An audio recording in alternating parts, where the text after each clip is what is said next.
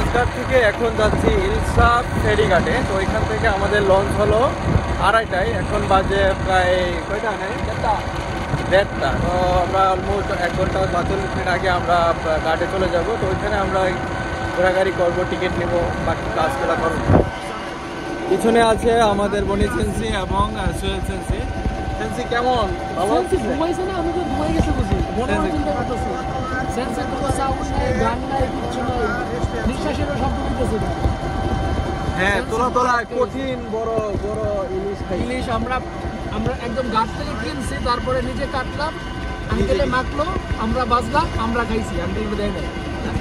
অনেক মজা লাগছে, অনেক মজা লাগছে আসলে। এই অভিজ্ঞতাটা বাকি ছিল, এখন অভিজ্ঞতাটা নিলাম।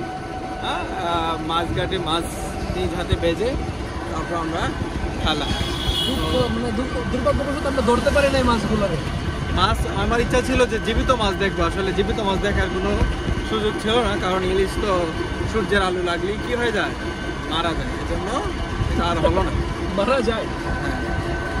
আমরা মরা মাছই খেতে হয়েছে, কিছু করার নেই।